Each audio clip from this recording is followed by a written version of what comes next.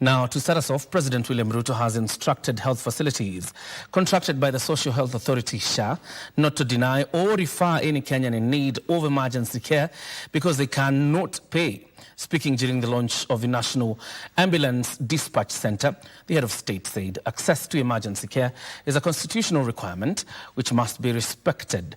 Through the initiative, Kenyans in need of emergency care will access ambulance services free of charge by dialing the toll-free number 922.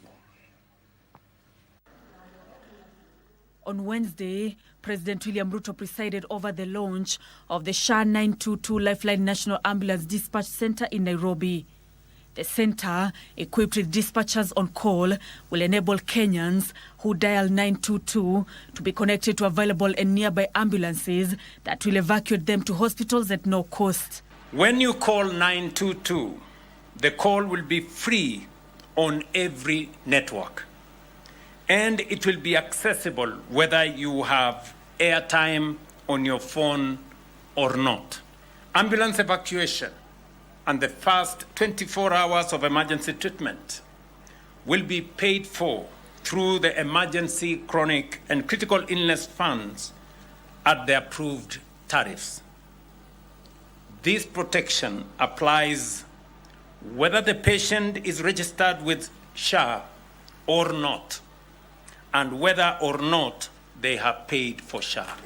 These, President Ruto says, will go a long way in changing how emergency care is provided. I therefore reiterate to every health facility contracted by SHA, no person requiring emergency medical treatment shall be denied, delayed, referred, or transferred because they cannot pay.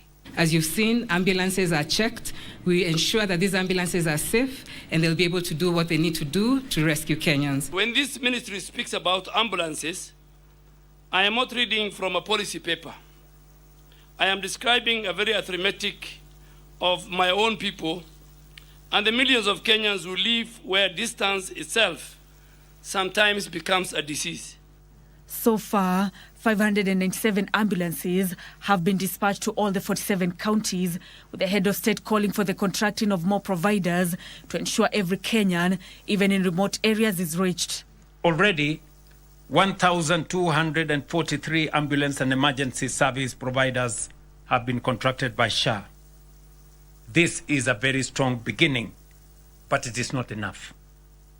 I therefore direct SHA, working with the Ministry of Health and the Council of Governors, to complete the onboarding of every eligible public, county, faith-based and private ambulance operator by 30th December this year. If there's a claim ambayo imekwama, deal with that claim. Lakini tusiseme SHA is not working. As chair of COG, I am saying SHA is working.